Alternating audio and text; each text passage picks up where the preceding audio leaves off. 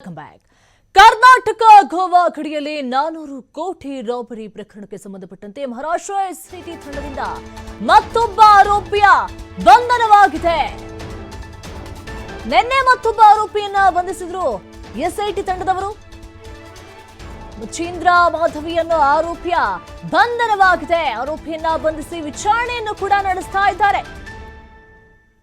ಇವರಿಗೂ 6 ಜನ ಆರೋಪಿಗಳನ್ನ ಬಂಧಿಸಿದ್ದಾರೆ ಪೊಲೀಸರು. 6 ಜನ ಆರೋಪಿಗಳ ತೀವ್ರ ವಿಚಾರಣೆಯನ್ನ ನಡೆಸ್ತಾ ಇದೆ ಎಸ್ಐಟಿಯ ತಂಡ. ಎಸ್ಐಟಿ ತಂಡದಿಂದ ಮತ್ತೊಬ್ಬ ಆರೋಪಿಯ ಬಂಧನ ಕೂಡ ಆಗಿದೆ. ಗೋವಾದಿಂದ ಮಹಾರಾಷ್ಟ್ರಕ್ಕೆ ಅಕ್ರಮವಾಗಿ 400 ಕೋಟಿ ಹಣವನ್ನ ಸಾಗಿಸ್ತಾ ಇದ್ರು. ಎಲ್ಲವೂ ಕೂಡ 2,000 ಮುಖಬೆಲೆಯ ನೋಟುಗಳೇ ಆ ಕಂಟೈನರ್ನಲ್ಲಿ ತುಂಬಿತ್ತು. ಯಾವಾಗ ಸಡನ್ ಆಗಿ ಹಿಡ್ಕೊಂಡ್ರು, ಅದು ಯಾರಿಗೆ ಸೇರಿದಂತ ಹೇಳಿದ್ರೆ ಮಹಾರಾಷ್ಟ್ರದಲ್ಲಿರುವಂತಹ ಒಬ್ಬ ರಿಯಲ್ ಎಸ್ಟೇಟ್ ಉದ್ಯಮಿಗೆ ಸೇರಿದಂತ 400 ಕೋಟಿ ಹಣ ಅಂತೇಳಿ ಹೇಳಲಾಗ್ತಾ ಇತ್ತು. ಅದಾದ ಮೇಲೆ ಯಾರು ಪೊಲೀಸರಿಗೆ ಹಿಡಿದುಕೊಟ್ರೋ ಸಂದೀಪ್ ಅನ್ನುವಂತಹ ವ್ಯಕ್ತಿಯನ್ನ ಆ ಉದ್ಯಮಿ ಕಿಡ್ನಾಪ್ ಮಾಡಿಸ್ತಾರೆ. ಕಿಡ್ನಾಪ್ ಮಾಡಿಸಿದಂತ ಸಾಕಷ್ಟು ಟಾರ್ಚರ್ ಅನ್ನು ಕೂಡ ಕೊಡೋದಕ್ಕೆ ಶುರು ಮಾಡ್ತಾರೆ.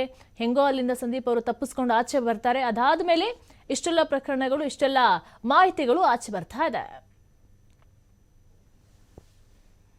आज एका मोठ्या रॉबरीचा खुलासा करतोय. कर्नाटकमध्ये चोरला घाटामध्ये 400 करोडची झालेली एक मोठी रॉबरी. 16 ऑक्टोबर रोजी चोरला घाटामध्ये रात्रीच्या वेळेस 2 कंटेनरमध्ये 400 करोड रुपये जे गोव्यातून कर्नाटक मार्गे बालाजी ट्रस्टला जात असताना चोरला घाटात रात्रीच्या वेळेस लुटले गेले. त्यामध्ये 2000च्या जुन्या नोटा होत्या.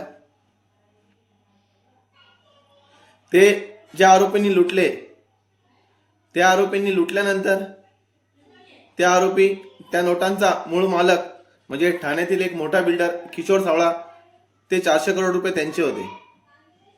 त्या आरोपी त्यांनी दुसऱ्या दिवशी त्या किशोर सावळा यांना व्हॉट्सअप कॉल करत ते 400 करोडच्या बदल्यात नवीन नोटा 100 करोड रुपयाची मागणी केली. तर त्या आरोपी जे होते ते किशोर सावळाला 100 कोटीची मागणी हे माझ्या नावाने करत होते. म्हणजे किशोर सावळाला व्हॉट्सअप कॉल करत सांगत होते की मी संदीप पाटील आहे, हे तुमचे कंटेनर 400 करोडचे मी लुटले आहे. तुम्हाला हे तुमचे जुन्या नोटा 400 करोड पाहिजे असल्यास तुम्ही मला नवीन नोटा 100 करोड रुपये द्या. त्यावेळी त्या आरोपी काही दिवस फक्त किशोर सावळाला व्हॉट्सअप कॉल करत 100 कोटीची मागणी करत होते व त्याला किशोर सावळाला माझा फोटोही त्यांनी व्हॉट्सअपला पाठवला व त्यांना बोलले की मी संदीप पाटील उर्फ भाऊ पाटील इगतपुरी तालुक्यात राहतो. ಚೋರ್ಲಾ ಘಾಟ್ನಲ್ಲಿ 400 ಕೋಟಿ ದರೋಡೆ ಪ್ರಕರಣಕ್ಕೆ ಸಂಬಂಧಪಟ್ಟಂತೆ ಮಹಾರಾಷ್ಟ್ರ ನಾಸಿಕ್ ಎಸ್ಪಿಯಿಂದ ಪತ್ರ ಕೂಡ ಬಂದಿದೆ. ಬೆಳಗಾವಿ ಜಿಲ್ಲೆ ಎಸ್ಪಿ ಕಚೇರಿಗೆ ಪತ್ರ ಬಂದಿದೆ. ಜನವರಿ 6ರಂದು ಎಸ್ಪಿ ಕಚೇರಿಗೆ ಪತ್ರ ಬಂದಿದೆ. ಮಹಾರಾಷ್ಟ್ರ ನಾಸಿಕ್ ಎಸ್ಪಿಯಿಂದ ಪತ್ರ ಬಂದಿರುವಂತದ್ದು. ಬೆಳಗಾವಿಯಲ್ಲಿ ಎಸ್ಪಿ ರಾಮರಾಜನ್ ಸ್ಪಷ್ಟನೆಯನ್ನ ಕೊಟ್ಟಿದ್ದಾರೆ.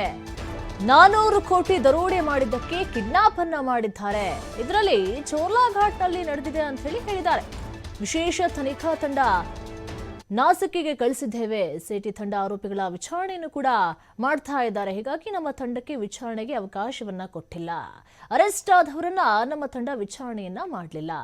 ಸಂದೀಪ್ ಪಟೇಲ್ನನ್ನ ಪೊಲೀಸರು ವಿಚಾರಣೆಯನ್ನ ನಡೆಸಿದ್ದಾರೆ ಎನ್ನುವಂಥ ಮಾಹಿತಿಯನ್ನು ಕೂಡ ಹೇಳಿದ್ದಾರೆ. 400 ಕೋಟಿ ದರೋಡೆ ಪ್ರಕರಣಕ್ಕೆ ಸಂಬಂಧಪಟ್ಟಂತೆ ಮಹಾರಾಷ್ಟ್ರದ ನಾಸಿಕ್ ಎಸ್ಪಿಯಿಂದ ಪತ್ರವೊಂದು ಬಂದಿದೆ. ಎಸ್ಐಟಿ ತಂಡ ಆರೋಪಿಗಳ ವಿಚಾರಣೆಯನ್ನ ಮಾಡ್ತಾ ಇದ್ದಾರೆ. ಹೀಗಾಗಿ 6 ಜನ ಆರೋಪಿಗಳನ್ನು ಕೂಡ ಬಂಧಿಸಿದ್ದಾರೆ ಎನ್ನುವಂಥ ಮಾಹಿತಿಯನ್ನು ಕೂಡ ಹೇಳ್ಕೊಂಡಿದ್ದಾರೆ. ಜ್ಞಾಪಕ ಕಾರಣ ಇವನು ಒಂದು 400 ಕೋಟಿ ರೂಪಾಯಿ ರಾಬರಿ ಮಾಡಿರೋದಲ್ಲಿ ಭಾಗಿಯಾಗಿರೋದಾಗಿ ನಮಗೆ ಬಂದಿದೆ ಅಂತ ಪೊಲೀಸರು ನಮಗೆ ಲೆಟ್ರನ್ನು ಬರೆದಿರ್ತಾರೆ. ಇದು ಚೋರ್ಲೆ ಘಾಟ್ ಅಂದರೆ ಬರೀತಾರೆ. ಇದರಲ್ಲಿ ಇದು ಬಿಟ್ಟು ಮಾಹಿತಿ ಯಾವುದೂ ಇಲ್ಲ. ಈ ಲೆಟ್ರ್ ಬಂದಾದ ನಂತರ ನಾವು ಇಲ್ಲಿಂದ ಒಂದು ನಮ್ಮ ಸಬ್ ಇನ್ಸ್ಪೆಕ್ಟರ್ ಮತ್ತು ಒಂದು 3 ಜನ ಮರಾಠಿ ಬರೋವರನ್ನು ನಾಸಿಕ್ ಜಿಲ್ಲೆಗೆ ಕಳಿಸಿದ್ದೀವಿ. 21ನೇ ತಾರೀಕು ಅಲ್ಲಿ ಹೋಗಿ ರೀಚ್ ಆಗಿರೋರು ಅಲ್ಲಿ ನಾಸಿಕ್ ಜಿಲ್ಲೆಯಲ್ಲಿ ಇರುವ ಪೊಲೀಸ್ ವರಿಷ್ಠಾಧಿಕಾರಿ ಮತ್ತು SIT ಟೀಮನ್ನು ಕೂಡ ಒಂದು ಇತ್ತೀಚೆಗೆ ಫಾರ್ಮ್ ಮಾಡಿರೋದು ಕಂಡು ಬಂದಿರುತ್ತದೆ. ಅವರ ಕಡೆ ಮಾತಾಡುವ ಸಂದರ್ಭದಲ್ಲಿ ಅಕ್ಯೂಸ್ಡ್ ಯಾರ್ಯಾರು ಕಿಡ್ನಾಪ್ ಮಾಡಿದಾರೋ ಅವರ ಕಡೆ ನಮಗೆ ಮಾತಾಡೋದಕ್ಕೆ ಅವಕಾಶ ಸಿಕ್ಕಿಲ್ಲ.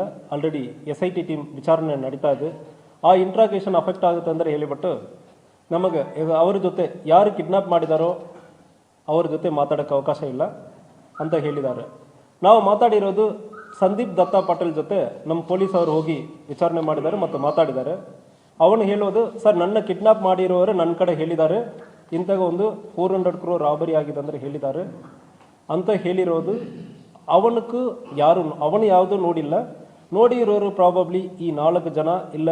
ಈ 4 ಜನವನ್ನು ಟೀಮ್ ಕಟ್ಟಿ ಇದು ಮಾಡಿರೋದು ವಿರಾಟ್ ಗಾಂಧಿ ಎಂಬವನು. ಇವರಲ್ಲಿ ಯಾರೋ ಒಬ್ಬರಕ್ಕೆ ಗೊತ್ತಿರಬೇಕು. ಅವರ ಬಗ್ಗೆ ಆಲ್ರೆಡಿ SIT ವಿಚಾರಣೆ ನಡೀತಾ ಇದೆ, ನಮಗೆ ಅವಕಾಶ ಸಿಕ್ಕಿಲ್ಲ. ಇದ್ರ ಬಗ್ಗೆ ನಾವು ನಿಮ್ಮ ಕೋಆಪರೇಷನ್ ಅಡಿಷನಲ್ ಇನ್ಫಾರ್ಮೇಷನ್ ಯಾವುದು ಇದೆ ಅಂದರೆ ಕೊಡಿ ಅಂದರೆ ನಾವು ಮಾಹಿತಿಯನ್ನು ಕೂಡ ಲೆಟ್ರನ್ನು ಕೂಡ ನಾವು ಬರೆದಿದ್ದೀವಿ. ಆಲ್ರೆಡಿ ಪರ್ಸನಲ್ ಆಗಿ ಹೋಗಿ ಭೇಟಿ ಮಾಡಿದ್ದಾರೆ, ನಮ್ಮ ಸಬ್ ಇನ್ಸ್ಪೆಕ್ಟರ್ ಪರ್ಸನಲ್ ಆಗಿ ಭೇಟಿ ಮಾಡಿದ್ದಾರೆ. ನಾನು ಕೂಡ ಈಗ ಲೆಟ್ರನ್ನು ಬರೆದಿದ್ದೀನಿ. ವಿಚಾರಣೆಯಲ್ಲಿ ಮಹಾರಾಷ್ಟ್ರ ಪೊಲೀಸ್ಗೆ ನಾವು ಸಂಪೂರ್ಣವಾಗಿ ಸಹಕಾರ ಕೊಡುವುದಕ್ಕೆ ರೆಡಿ ಇರ್ತೀವಿ. ಸೊ ಇದರಲ್ಲಿ ಇವನ್ ಕಡೆ ನಮಗೆ ಲೆಟ್ರ್ ಬರೆದಿರೋದಲ್ಲಿ ಈ ಲೆಟ್ರಲ್ಲಿ